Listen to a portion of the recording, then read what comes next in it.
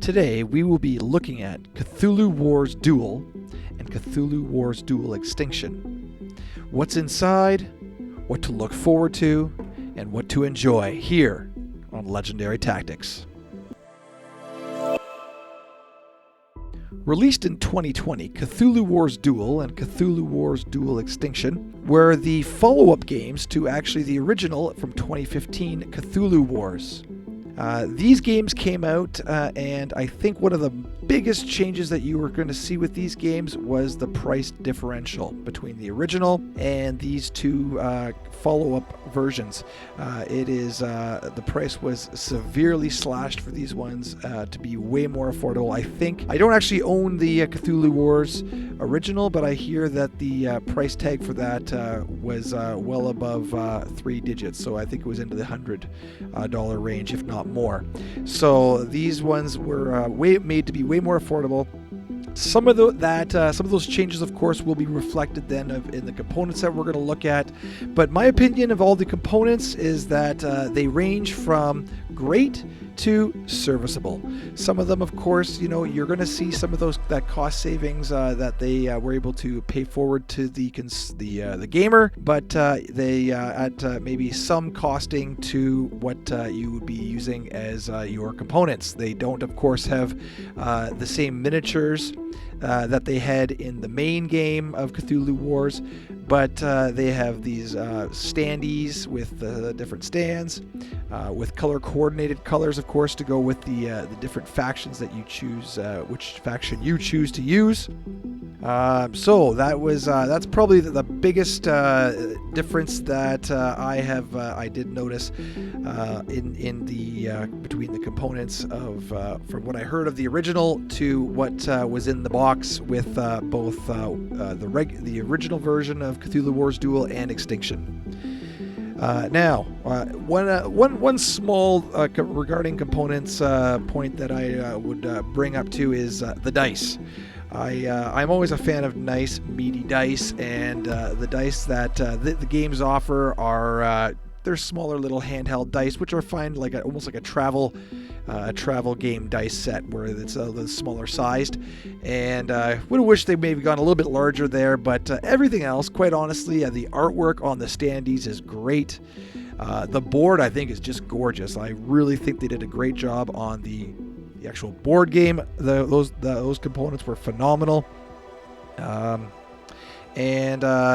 was, and even the chits are all fine. There's just exactly what you would expect if you were using any other board game cardstock for chits. So the cardboard is fine there. I would say that it is very immersive. Cthulhu Wars and Cthulhu Duel and the regular and Extinction.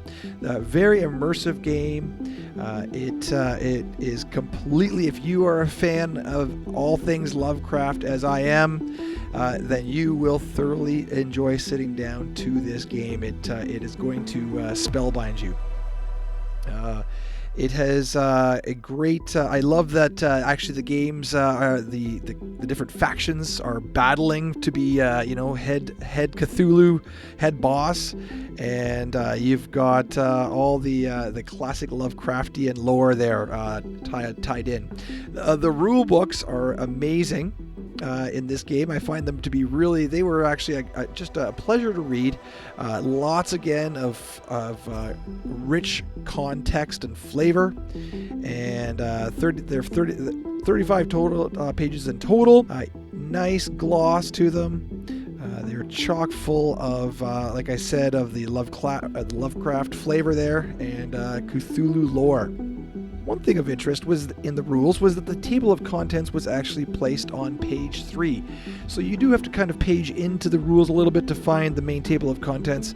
Table of contents for me is kind of a staple. That's what I usually like to use to sort of navigate my way through. So that was one interesting feature to the rule book. One thing that they did really well with this game in particular is the competing factions idea, where you could take any of the factions and then interchange them between.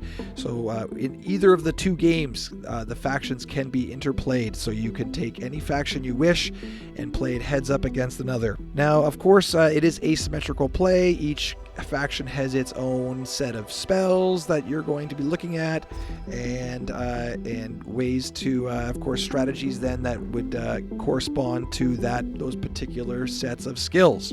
What I would recommend is that you start looking at playing one faction a number of times, sort of get used to it and get comfortable with it, and sort of the ins and outs, its particular nuances before you move on to another faction. But if you end up picking up both Wars Duel and Extinction, you'll have 4 factions to choose from, and it is a heads-up game, so you are looking at a 2-player game to work through.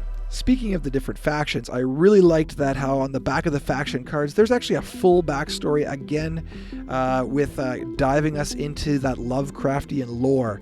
So you will be able to even get a little more context and flavor for the whole Cthulhu realm. So in the particular demo that I have set up here for us to look at, we are looking at the Windwalker as one of the factions here. Now you have to watch out again for there's, as I mentioned, each faction has its own set of rules and things to be aware of. Just be mindful that the Windwalker in this case would never go first.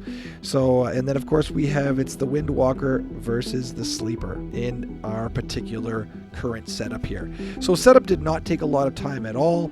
It went it's fairly smooth to set up, and I do love how the board game does wrap around. So it's a wraparound board, so if you are trying to move from one edge of the map to the other, you can simply do that with the water travel there. So that is a really neat faction.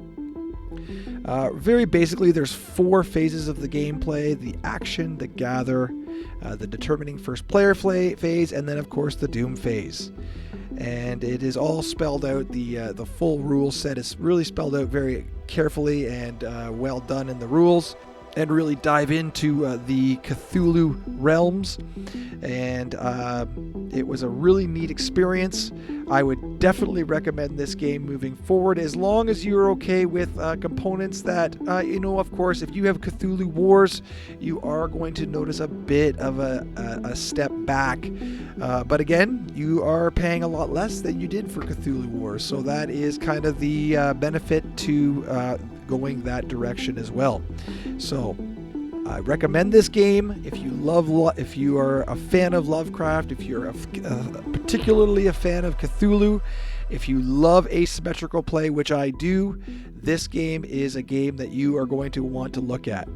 I love too that the game is a quick and snappy game of approximately 20 to 30 minutes, which is a great quick. You can sit down, you can have a quick game, and it's a good warm-up or wrap-up game for your gaming evening.